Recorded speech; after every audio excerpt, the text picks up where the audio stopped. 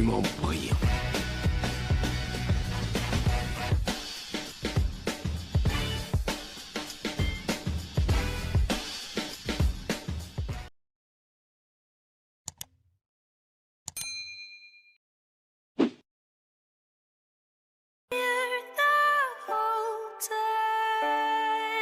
Même pour le bien des enfants, vous devez porter plainte. Vous laissez parler, monsieur, Oui. parce que là, vous emportez, là. Moi, j'ai l'impression d'être un chien qu'on amène à l'abattoir ici. Ce que je ne fais pas pour vous, je le ferai pour vos enfants. Je ne vois pas pourquoi il fallait nécessairement frapper ce vieux monsieur. Ne serait-ce que pour eux, vous ne pouvez plus vous permettre ça, monsieur. La somme, vous la devez, c'est certain. Le bras de monsieur a été brisé. Et c'est vous qui vous mettez dans ces situations-là, hein? Et puis nous, on doit essayer de vous en sortir au final.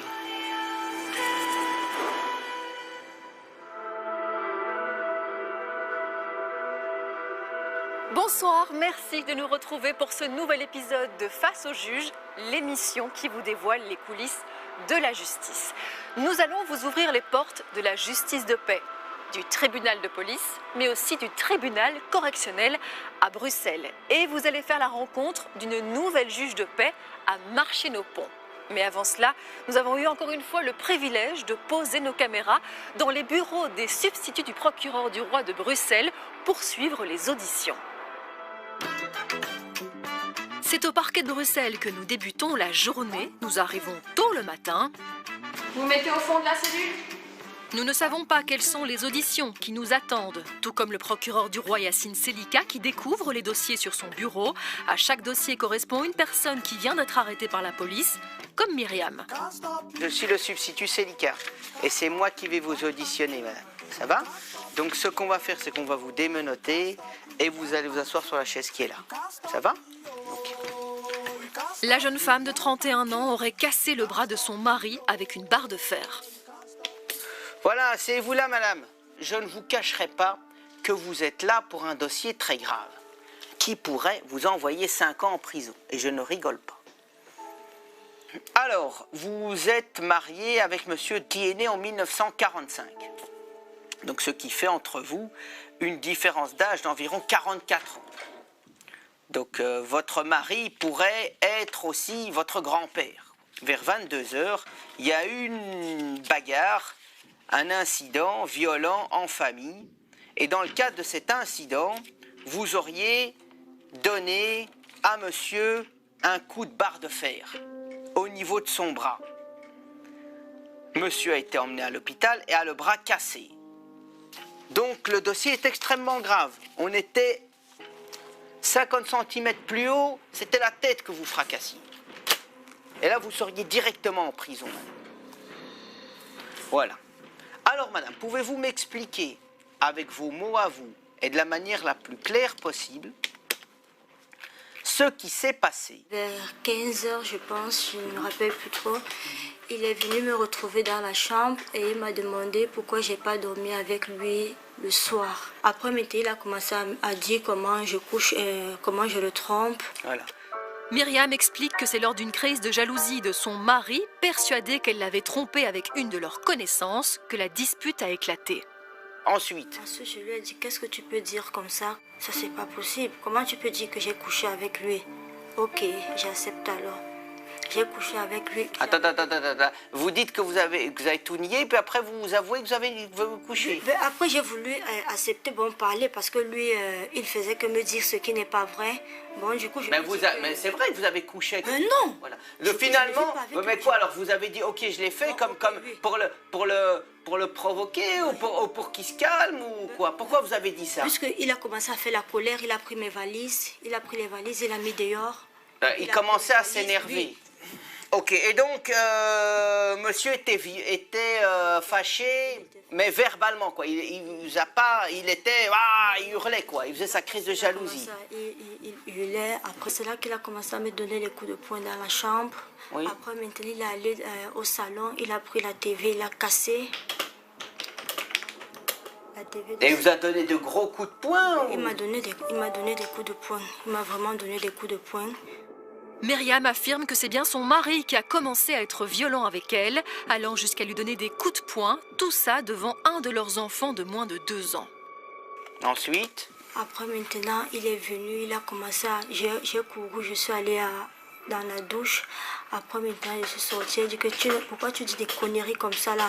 C'est quelle histoire ça? Parce que je n'ai pas dormi avec toi. Si tu prends tes comprimés là-bas et tu es excité, maintenant tu commences à t'énerver. Tu t'énerves par rapport à quel quoi? comprimé? Il y a des comprimés que quand il prend et ça l'excite vraiment. Après quand il... Quoi, du Viagra? Je ne... En fait, il était excité. Voilà, il était excité. Excusez-moi, il était... Cette histoire devient surréaliste. Donc, monsieur, vous pensez qu'il faisait cette crise de jalousie parce qu'il avait pris ses petites pilules? Ouais, et quand il ne fait pas l'amour, il dit qu'il a mal. Il m'a donné des coups il m'a tapé là, il m'a donné des coups. Quoi, il a de pris, poing. La barre là, il voilà. a pris la barre. Donc, quand vous avez essayé de le raisonner, vous avez vu qu'il avait une barre de fer en main. Ok, il m'a frappé avec. Il a pris la barre, il m'a donné des coups avec, il m'a donné des coups dans la bouche, il a pris, après maintenant j'ai arrêté la barre là, et moi-même je l'ai rendu, on a commencé à bagarrer ensemble. Voilà, donc vous avez pu prendre la barre de ses mains. J'ai pu prendre la barre de ses mains. Selon Myriam, c'est durant la dispute que son mari a sorti une barre de fer et a commencé à la frapper avant que la jeune femme ne lui arrache des mains. Et aussi, il y a un élément qui me... Enfin, comme dirait l'autre, quand on aime, on a toujours 20 ans. On peut quand même se poser des questions par rapport à la différence d'âge entre vous, quoi. Donc 44 ans, c'est beaucoup. Qu'à son âge, il peut encore se bagarrer comme un diable, comme vous dites, ou... Quand on s'est connu, il m'avait dit qu'il avait 59 ans.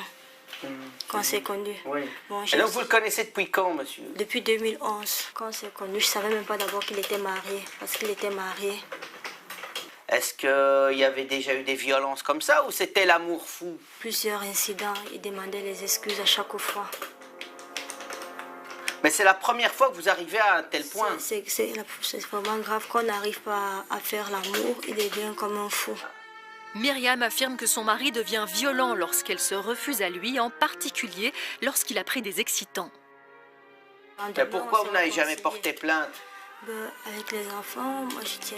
Mais madame, si maintenant, si ce que vous me dites est vrai, même pour le bien des enfants, vous devez porter plainte. Parce que moi maintenant, vous débarquez devant moi pour vous en tant que suspecte, mais ce que vous me dites, c'est qu'il y a quelque chose un peu à côté, quoi. C'est que vous êtes aussi un peu quelque part un peu victime, quoi. Mais moi, j'ai rien dans les mains par rapport à ça. Après, le même moment, on s'arrange, il demande des excuses, on couche ensemble, on reprend la vie normalement. Il commence à dire qu'il faut qu'on essaie de se calmer. Voilà, mais en gros, les disputes, c'est souvent parce que monsieur, il veut avoir des rapports intimes et ça fonctionne pas, quoi. Lui, la mesure même de dire même qu'on peut faire l'amour du 1er au 31. Mais moi, je lui dis que non, moi, j'ai pas envie. C'est pas tout le temps qu'on va dire qu'on va faire l'amour ensemble. Ah, pourquoi alors on dort ensemble? En fait, monsieur veut toujours... et vous voulez limiter? Non, je veux limiter. Est-ce que vous vous considérez sous son emprise? Est-ce que vous avez l'impression d'être une princesse prisonnière avec monsieur? Vu qu'il ne veut pas que je travaille, il ne veut pas que je fasse certaines choses, il décide que le jour où je vais travailler, il va divorcer. Mais là, moi... Ben ça, c'est pas sain, hein, madame. Si vous êtes en Belgique, vous avez le droit de travailler, vous avez le droit de faire des formations, vous avez le droit de vivre une vie de femme indépendante, quoi. Enfin, la manière dont vous vivez avec monsieur vous a amené jusqu'à moi. Mais écoutez ce qu'on va faire, madame, parce que votre situation, elle est quand même inquiétante. Et la manière dont fonctionne votre couple est assez inquiétant. Donc, madame, ce que je vais faire aujourd'hui, c'est que je vais couper la poire en deux. C'est-à-dire que je vais vous libérer. Donc, vous pourrez rentrer chez vous, madame. Mais je vais vous poursuivre au tribunal. Il y aura un débat judiciaire sur tout ça, sur votre situation et tout. Donc, je vous libère, mais je maintiens la pression par rapport à vous et par rapport à monsieur, qui devra aussi venir à cette audience, vu qu'il sera là comme victime. Le procureur du roi n'est pas rassuré par la situation. Il n'a pas de preuves attestant des coups de poing que Myriam aurait reçus. Par contre, le mari a bien le bras cassé. Il décide donc de renvoyer Myriam au tribunal correctionnel de Bruxelles. Nous la retrouverons plus tard face au juge Luc Hénard. La vie est un long fleuve tranquille et jamais je ne désespérerai de me faire comprendre. Cette fois direction et pour la première fois d'en face au juge, Marchienne-au-Pont. C'est ici à la justice de paix que nous retrouvons la juge Karine Bex. La juge a d'abord fait ses armes au tribunal de l'entreprise avant de souhaiter se tourner vers une justice de proximité. C'est donc dans sa salle d'audience que nous avons posé nos caméras. Bonjour, l'audience est ouverte. Monsieur, Parce qu'on n'attaque pas non plus. Hein. monsieur, est-ce que vous voulez bien dorénavant ne plus vous adresser qu'à moi? Vous allez gentiment, vous allez vous calmer. Vous n'insistez pas. C'est comme ça que ça se passe. Et quand j'aurai les arguments des uns et des autres, par écrit, je pourrai prendre ma décision. C'est la loi, monsieur. C'est le code judiciaire. On a le droit de se défendre et de prendre un avocat. Vous pourriez peut-être pousser une petite chanson? Je ne peux pas donner conseil, madame. Je peux juste expliquer la procédure. Je ne peux pas donner conseil et juger l'affaire en même temps. Hein. Il s'est fait attraper. C'est fini. Et nous faisons la connaissance de Marc qui attend son tour pour loyer impayé. Un homme très isolé, ancien toxicomane qui enchaîne les galères dans la vie. J'ai de la famille, mais c'est comme si je n'en avais pas, quoi. Je suis seul au monde, j'ai pas de famille, j'ai pas d'amis. J'avais un chien, on me l'a volé. J'ai hébergé un sans-abri, et voilà, il me l'a volé mon chien. Il est parti avec mon chien et mon téléphone. Au début du mois, ça a été mon fils qui m'a fait la même chose, qui m'a vidé mon compte, 60 € qui me restait, et mon téléphone aussi, donc voilà, quoi. C'est face à ses propriétaires que Marc prend place devant la juge. La tension est palpable. Ses propriétaires réclament 3 mois de loyer de retard. Il y a un arriéré de loyer qui était de probablement... Il est à l'heure actuelle toujours montant. Il est toujours de 3 mois. Oui. Il y a avril et mai que vous n'avez pas Que je payé. suis en train de rembourser. Non. Mais si je attendez, paye 50 je vais € poser des par mois. questions. Madame, je vais poser des questions. Oui. Et j'attends les réponses. D'accord. Et puis je repose des questions. D'accord, ça va. D'accord. Parce que sinon... Donc, il y avait avril et mai que vous n'aviez pas payé. C'est ça? C'est possible, oui. Ah, vous venez de me le dire que oui. Vous que vous le remboursez. Si c'est écrit, oui, mais je le rembourse, oui. 50 €, j'ai les preuves ici par... Et vous remboursez mon 50 smartphone. € depuis quand? Depuis, ça va faire la 4e fois que je rembourserai ce mois-ci. Marc reconnaît avoir 2 mois de loyer de retard et affirme avoir commencé à apurer sa dette. Mais selon ses propriétaires, c'est bien 3 mois de loyer qu'il doit encore rembourser et pas 2. Le paiement dont monsieur parle, c'est un arriéré de loyer du mois de décembre. Ah, Alors, je dois combien de loyer? Je dois en 6, alors je dois en... Vous devez déjà le mois de décembre. Et c'est ce que vous êtes en train de payer, soi-disant, quand D'accord. vous payez. ok. Moi, j'ai l'impression d'être un chien qu'on amène à l'abattoir ici. Mais monsieur, vous voyez bien que... Moi, je vous pose des Je me rends compte de la questions. situation. Pourquoi avoir attendu 8 ans si je suis un mauvais payeur? Il y a le mois de décembre que vous payez par déversement de 50 € par mois. De temps en temps seulement. Et vous avez payé combien de fois 50 €? Ça sera la 4e fois ce mois-ci. 3 fois. Donc on est à 150. Moi, je prends en compte ce qui a été payé, hein, monsieur, d'accord? Alors, Parce que je trouve pas sur mon téléphone. vous avez payé janvier, février, mars. Oui. Ça a été payé? Oui, enfin, À moins que ça soit contre-but, je ne sais pas, parce que... De toute façon, il y a un arriéré de loyer. Vous m'écoutez, là? Oui, Il y a un arriéré de loyer Ah oui. de 3 mois. Non. 3 mois, moins... En comptant ce mois-ci. En comptant ce mois-ci. Non, en comptant décembre, avril et mai. Ça fait 3 mois, moins les 150 € que vous avez payés. c'est ça. Ce qui fait la somme de Je ne 1472. sais pas regarder pour l'instant, je ne comprends pas ce qui se passe. Mais vous savez bien que vous n'avez pas payé au mois de décembre, mars. Non, je ne sais pas, Avril parce et que mai. pour moi, décembre, on me l'aurait dit déjà avant, il me semble. On vous l'a dit, vous avez reçu un recommandé, monsieur. Voilà. Oui, enfin, C'est- je ne discute pas. Voilà. Je ne discute La pas. somme, vous la devez, monsieur, c'est certain. Alors, comment vous comptez la payer? Comme je fais pour l'instant. par Non, mois. moi je ne suis plus d'accord. Écoutez, c'est pas possible, 50 € par mois. Alors qu'il y a déjà 3 mois de retard. Madame la juge, je veux aussi préciser que Je vous laisse statuer. Marc doit en tout 1 472 € à ses propriétaires et propose de continuer à rembourser sa dette 50 € par mois, ce qui met en rage sa propriétaire qui en a assez de ce mauvais payeur avec qui, par le passé, elle a déjà eu des problèmes. Ce qu'on oublie, c'est que les propriétaires, on pense que c'est des vaches à lait, qu'eux, ils ont les moyens de payer leur retraite et que le locataire, il faut les laisser. Non, il faut aussi qu'ils pensent à nous.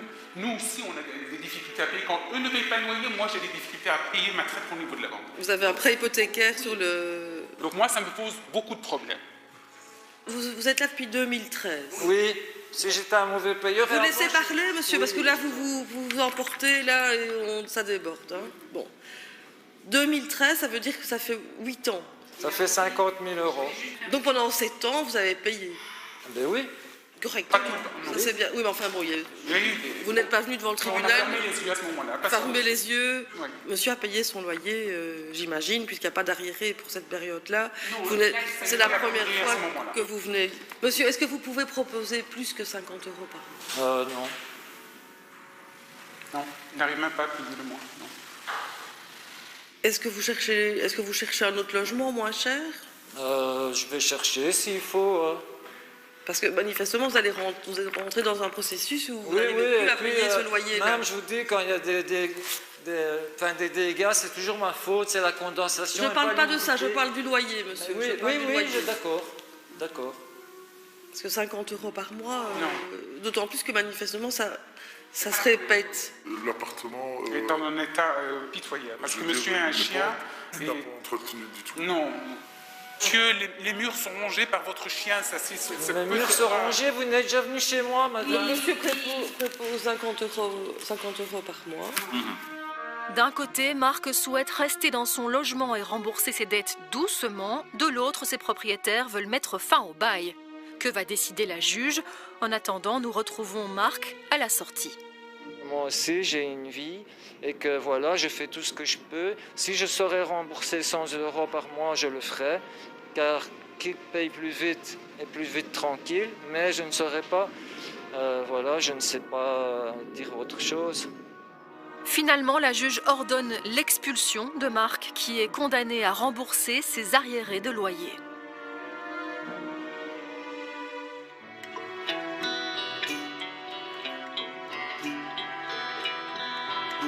On poursuit l'émission ici à Verviers et dans quelques secondes, nous allons assister à l'audience du juge Marco Osena au tribunal de police. Et les juges de police, il faut dire qu'ils ont du travail. Jamais il n'y a eu autant d'excès de vitesse verbalisés au premier semestre 2021. 2,33 millions, un record, une augmentation de plus de 12% par rapport à la situation d'avant Covid en 2019.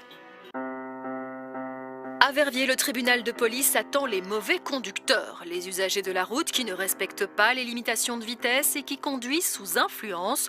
Le juge Marco Osena a préparé ses dossiers. Il est prêt à entendre toutes les excuses. Vous n'êtes pas à attendre, quoi. Quand on lui demandera pourquoi il a dit donner une fausse identité, on dit c'était pour rigoler. Et il croyait qu'on pouvait acheter un permis sur Internet et rouler avec un permis qu'on achète sur Internet. Et pour l'accident, il dit j'avais des nouvelles chaussures avec des grosses semelles et je me suis trompé de pédale. On me raconte souvent les mêmes couillonnades. Le premier substitut du procureur du roi de Liège à ses côtés est lui aussi prêt à avancer tous ses arguments.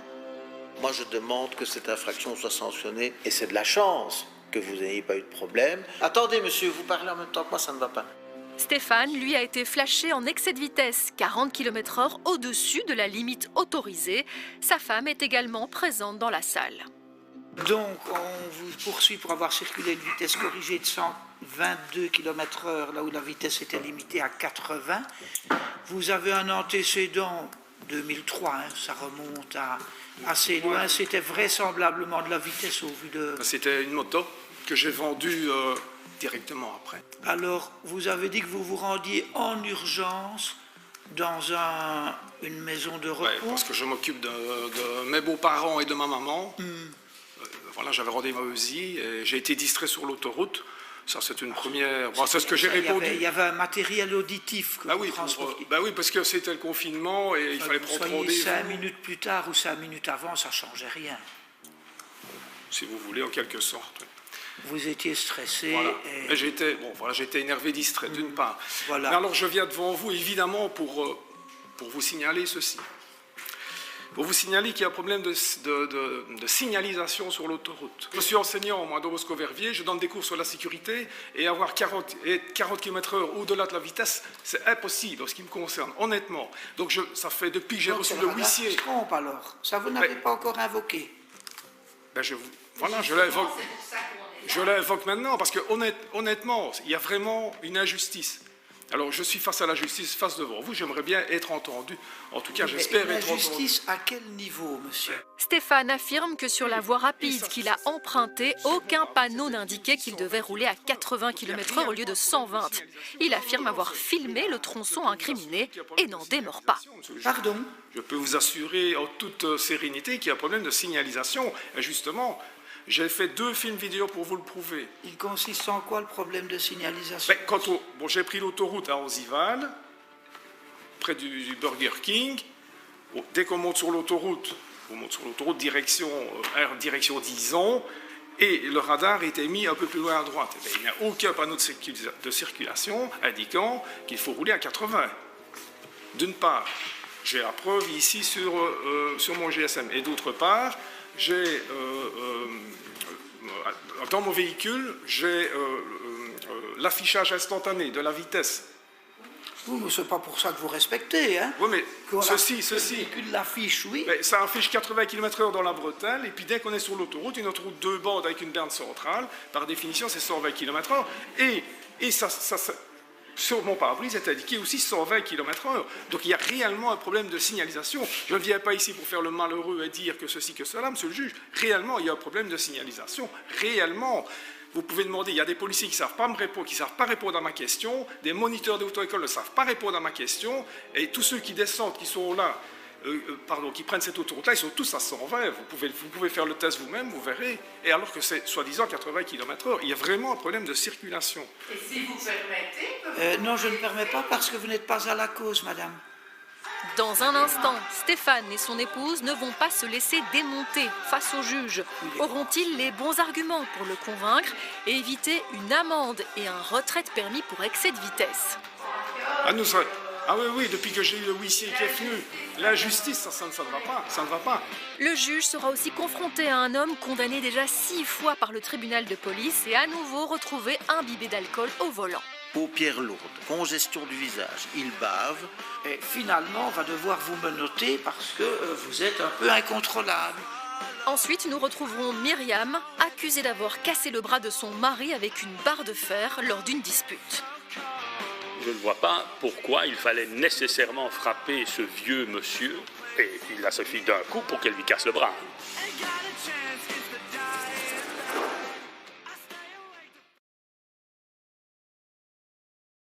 Vous souffrez de bonnes résolutions et de phrases commençant par « cette année, je vais ». Prenez plutôt de bonnes habitudes, grâce à nos inspirations équilibrées et plein de promos sur les Nutri-Score A et B. Découvrez ici comment tenir très facilement vos bonnes habitudes.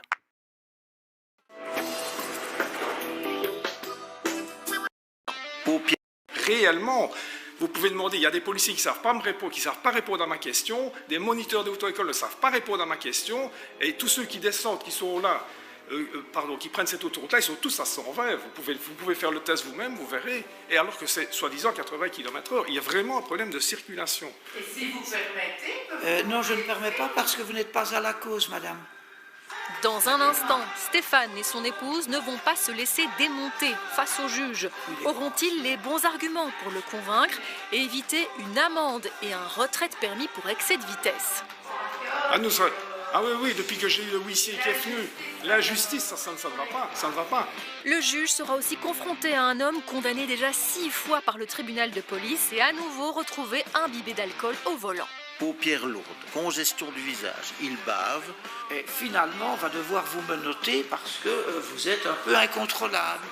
Ensuite, nous retrouverons Myriam, accusée d'avoir cassé le bras de son mari avec une barre de fer lors d'une dispute. Je ne vois pas pourquoi il fallait nécessairement frapper ce vieux monsieur, et il a suffi d'un coup pour qu'elle lui casse le bras.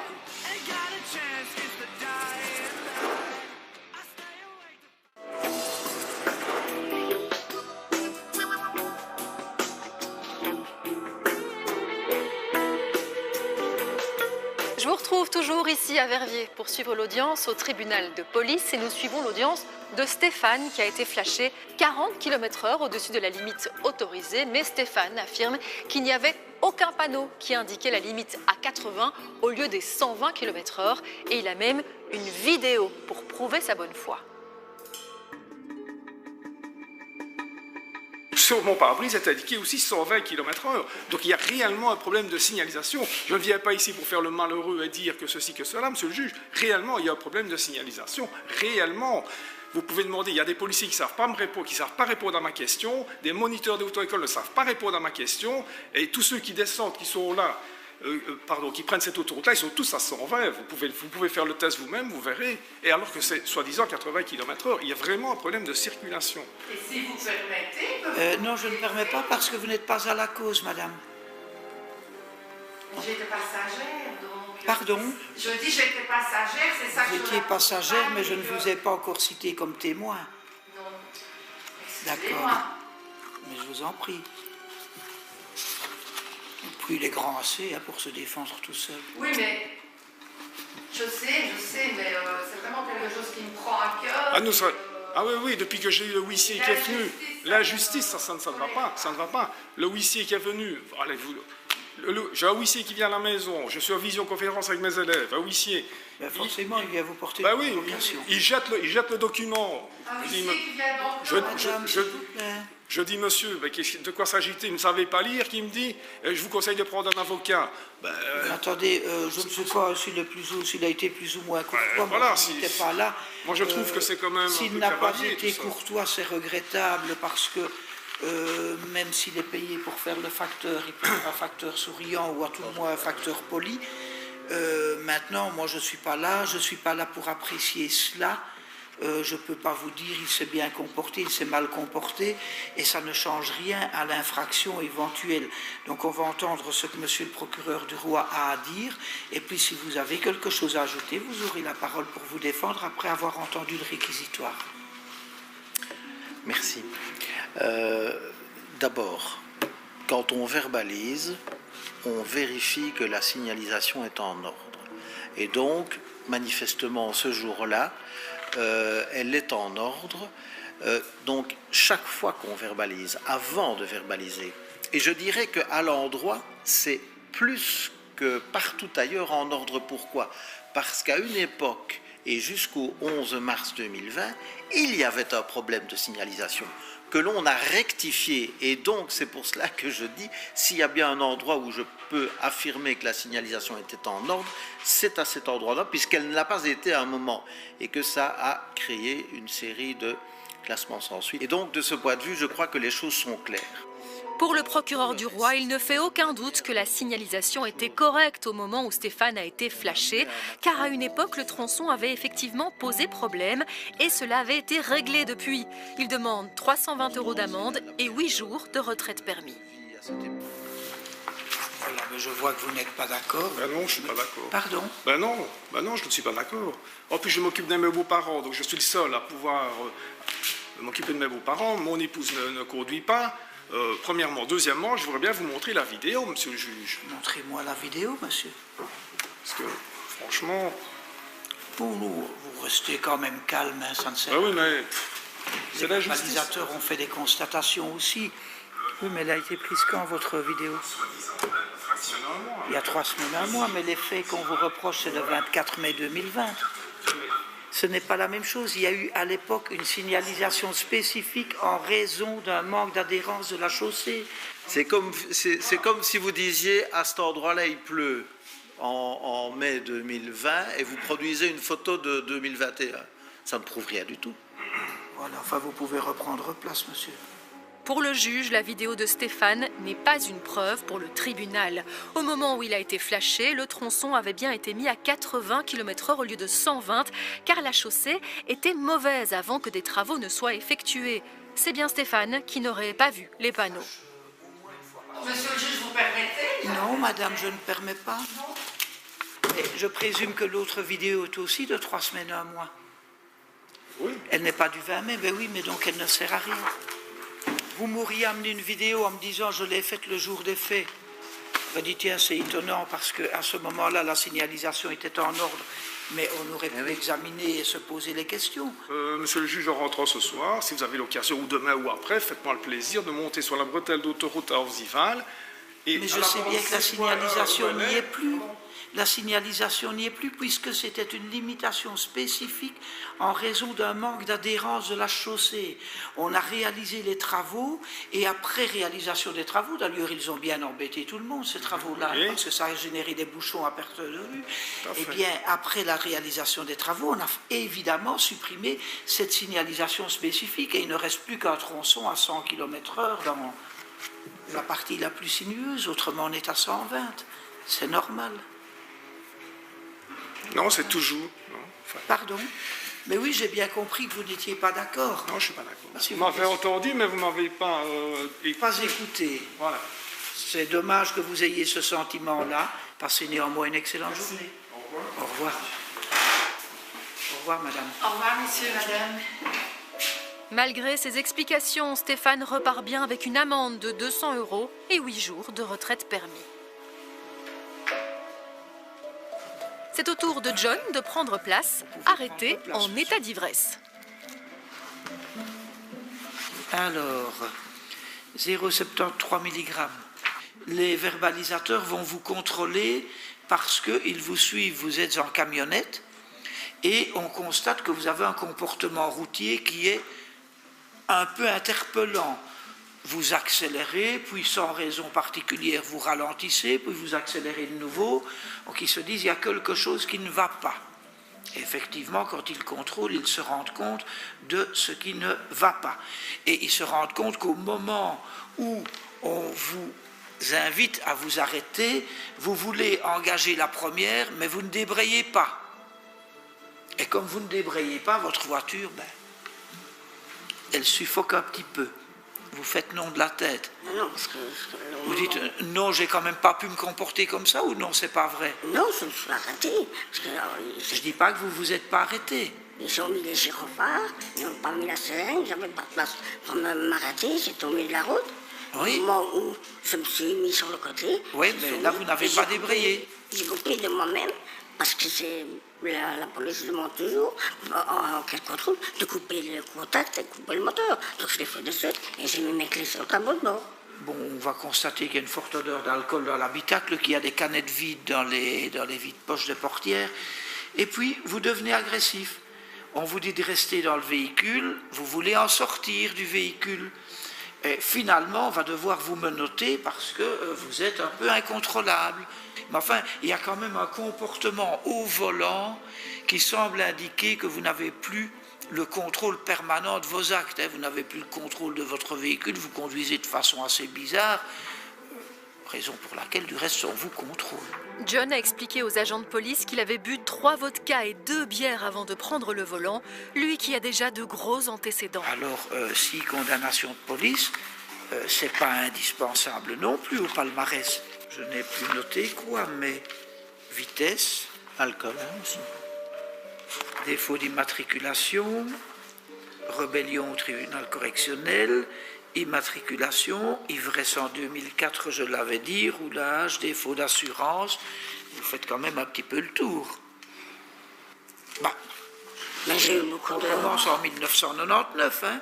On commence tôt, mais de façon régulière, puisque vous avez quand même comparu au total 7 fois devant les tribunaux. Voilà, monsieur le procureur du roi, je vous écoute. Merci. Les circonstances de contrôle ne sont pas tristes. Hein. On lui demande de baisser sa vitre, il n'y arrive pas. Il faut qu'il s'y reprenne à plusieurs reprises pour arriver finalement à baisser cette vitre. On lui demande, pour des raisons de pandémie, de placer son masque anti-Covid. Hop, il le place à l'envers. Forte odeur d'alcool dans l'habitacle, des carapils, non pas dans un vide-poche, mais dans tout, à peu près tous les vides-poches du véhicule qu'il conduit. Ça fait beaucoup. Et finalement, on tombe sur ce à quoi on devait s'attendre, c'est-à-dire le taux de 0,73 mg.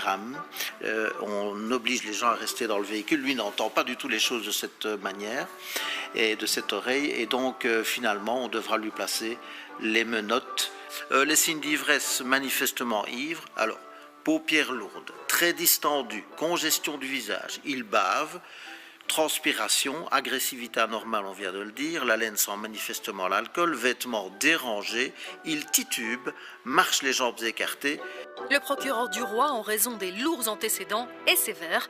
Il demande 1600 € d'amende et 2 mois de retraite permis. Vous faites quoi dans la vie? Je suis invalide en fait. Vous êtes invalide? Invalide. Et j'ai 5 enfants à charge. Vous avez 5 enfants à charge? Je vis seul donc. Vous vivez seul avec vos enfants? Oui. Oui? Oh, 1600 €, c'est pas rien. Non, mais c'est... Maintenant, votre invalidité vous permet éventuellement de faire une peine de travail?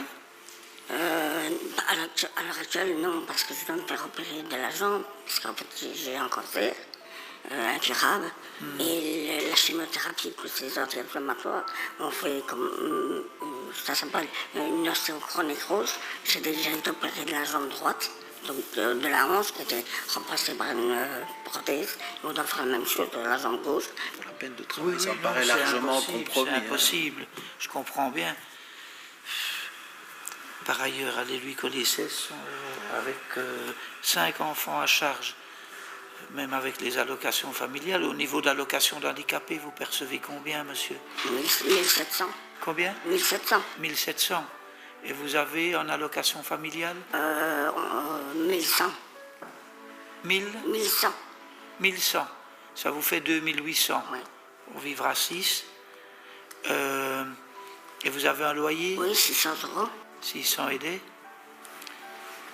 Ça fait pas énorme par tête. Mais non. D'habitants. Hein. Autrement, monsieur, vous souhaitez me dire quelque chose de particulier?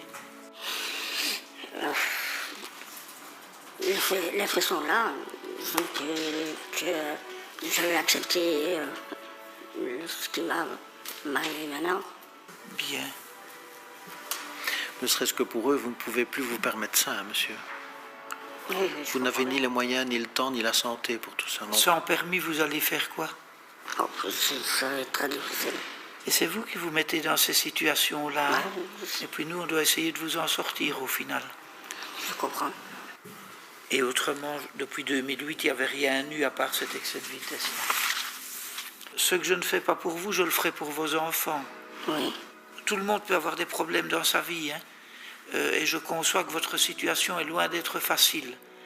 Mais faites quand même en sorte de ne pas avoir à revenir ici. Je vous promets. John, invalide, 5 enfants à charge et dans une situation financière très difficile. Le juge en tient compte et réduit l'amende au maximum. Il est condamné à 200 € d'amende, 1400 € avec un sursis d'1 an et 2 mois de retraite permis avec un sursis d'1 an. Direction le tribunal correctionnel de Bruxelles. Retrouvez le juge Luc Hénard. Voilà, l'audience est ouverte. Il ne reste plus que quelques semaines au magistrat avant de raccrocher la toge et prendre sa retraite. Je vous ai tendu la main. Donc je ne vous ai pas poussé la tête dans l'eau. Vous êtes une femme et en tant que telle, vous devez être respecté. Monsieur, vous allez vous... Monsieur, vous allez vous... Monsieur, non, je ne vous... Non, non. Moi aussi, je suis en pantoufle. Mais avant cela, il retrouve une fois encore une salle d'audience bondée, autant de justiciables qui doivent se défendre. Aléa Jacta Est. Dans la première partie de l'émission, nous avions suivi au parquet de Bruxelles l'audition de Myriam, arrêtée après avoir cassé le bras de son mari de près de 80 ans avec une barre de fer. Donc le dossier est extrêmement grave. On était 50 cm plus haut, c'était la tête que vous fracassiez. Et là, vous seriez directement en prison, madame. Myriam avait alors expliqué au procureur que son mari avait fait une crise de jalousie et était fou de rage, allant jusqu'à lui donner des coups de poing, expliquant que cette violence était régulière, surtout lorsqu'il prenait des excitants pour avoir des rapports sexuels et qu'elle se refusait à lui. Même pour le bien des enfants, vous devez porter plainte. Parce que nous, moi, maintenant, vous débarquez devant moi pour vous, en tant que suspecte, mais ce que vous me dites, c'est qu'il y a quelque chose un peu à côté, quoi.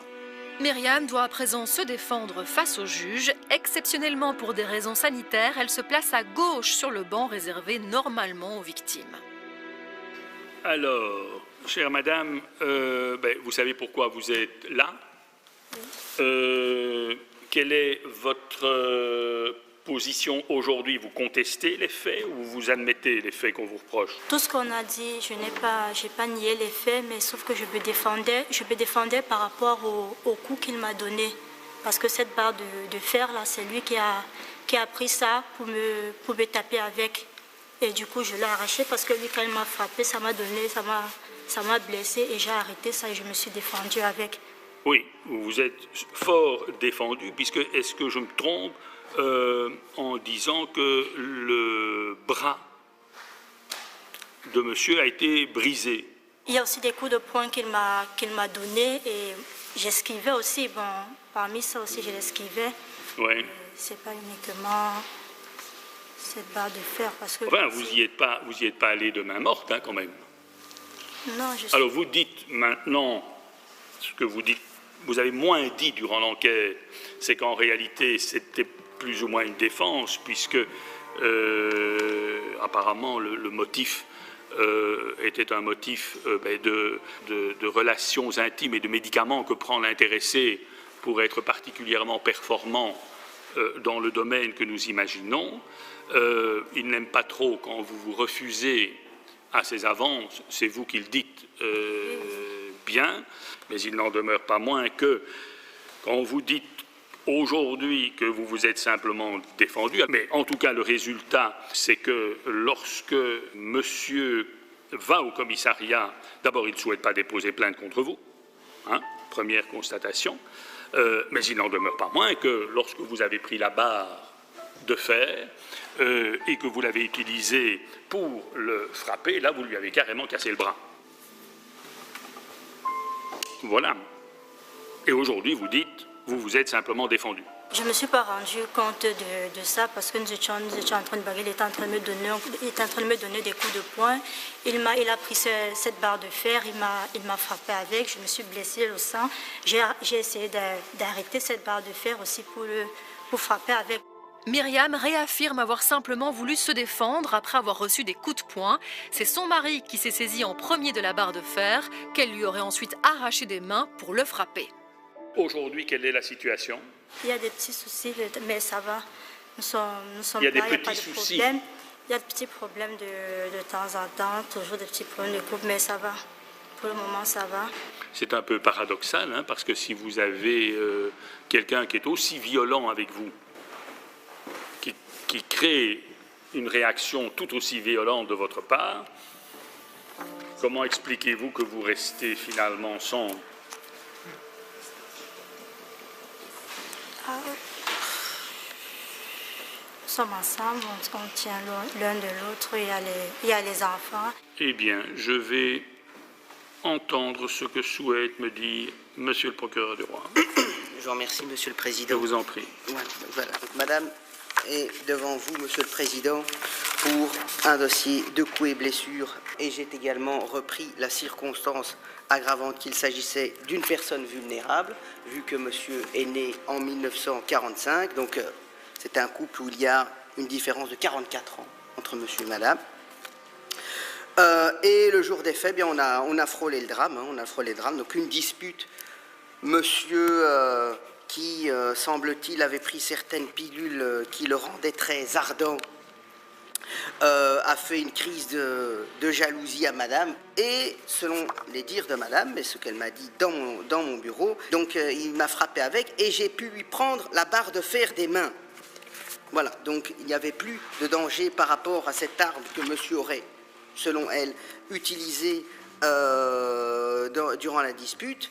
Monsieur... était, entre guillemets, inoffensif ou plus inoffensif qu'avec cette barre de fer en main.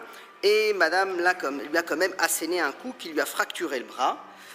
Voilà, monsieur le président. Donc moi, je ne pense pas que madame soit agressive ou ait un profil agressif. Mais voilà, donc a dit... à 30 cm plus haut, monsieur aurait pu l'avoir sur la tête, et là, le dossier aurait été tout autre. Pour le procureur du roi, en désarmant son mari de 80 ans, elle n'était plus en danger et n'avait pas besoin de le frapper jusqu'à lui casser le bras. Il précise qu'il n'a aucun certificat médical qui atteste que Myriam a bien reçu, elle aussi, des coups. Il demande donc 6 mois de prison, mais ne s'oppose pas à une suspension du prononcé. Alors, en termes de certificat médical, il est vrai que je n'ai pas vu au dossier, mais je parle sous votre contrôle, de certificat relatif à madame. Donc, qu'est-ce qui explique, madame, que vous ne vous soyez pas fait examiner par un médecin, puisque vous dites que vous avez été frappée, vous me montriez tout à l'heure vos poignets. Je ne suis jamais allée à l'hôpital depuis que je suis ici. Bon, je ne sais pas comment ces choses se passent. Bon, le seul hôpital où je suis déjà allée, c'est l'hôpital des enfants pour le petit. J'ai juste pris les trucs qu'il y avait à la maison et je me suis soignée moi-même. Bon, je ne savais pas qu'il fallait aller à l'hôpital et faire un certificat médical, puisque ça, je n'ai jamais vécu ça. Bien. De son côté, l'avocat de Myriam plaide la légitime défense. Sa cliente n'avait pas d'autre choix que de frapper son mari pour s'en sortir. Il demande l'acquittement. Mais dans la légitime défense, il y a aussi l'hypothèse, enfin non, la circonstance, qu'il ne doit pas y avoir d'autre possibilité de mettre un terme au danger. Ici, je ne vois pas pourquoi il fallait nécessairement frapper ce vieux monsieur, et il a suffi d'un coup pour qu'elle lui casse le bras. Donc, en termes de légitime défense, j'ai en tout cas un certain nombre de réflexions en droit. Parce que finalement, puisqu'on parle de ça, pourquoi vous n'êtes pas parti finalement? Pourquoi vous avez pris cette barre à l'égard de votre mari et vous avez l'air jeune et fringante? Pourquoi vous n'êtes pas simplement, vous lui avez pris la barre et vous pouviez partir?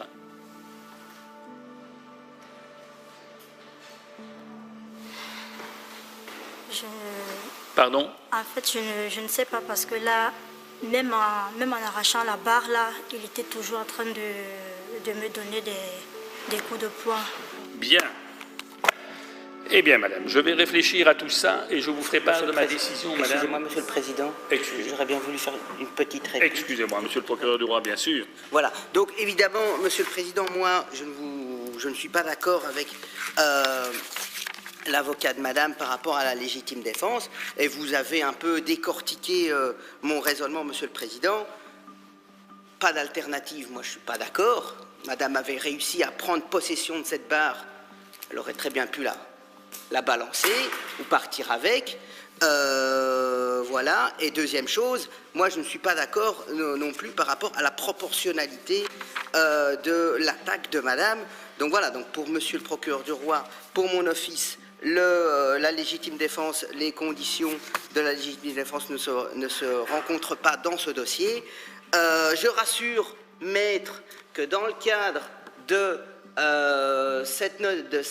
du dossier à charge de madame, j'ai fait ouvrir en parallèle un dossier à charge de monsieur qui est en cours, qui est à l'information, mais vu le confinement ou tout ça, donc tout ce qui est audition de monsieur en tant que suspect, tout ça est bloqué. Donc voilà, monsieur le président, donc je maintiens mes réquisitions et pour moi, pas de légitime défense. J'ai dit, je vous remercie. Tout est dit, madame. Le procureur du roi Yacine Selika estime que les critères de la légitime défense ne sont pas vraiment remplis, à savoir que Myriam n'aurait pas eu d'autre alternative et qu'elle avait donné une réponse proportionnée aux faits. Myriam risque maintenant une peine de 6 mois de prison pour avoir cassé le bras de son mari avec une barre de fer, son mari qu'elle décrit comme un homme très violent.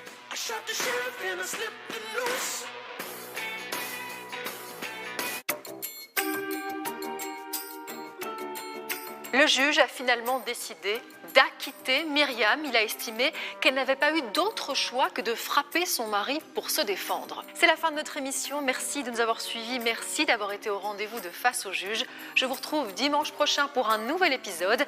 D'ici là, passez une excellente soirée sur RTL TVI et à bientôt. Je peux, pour ces faits-là, vous condamner une peine de prison. Entre 5 et 10 ans d'emprisonnement pour un vol avec effraction, monsieur. Elle lui avait presque arraché une partie du bras. Vous êtes devant une autorité judiciaire ici, monsieur, hein? C'est pas un coffee shop, quoi. Ça craint, on est d'accord. Maintenant, si vous m'avez roulé dans la farine, vous vous marrerez en partant éventuellement.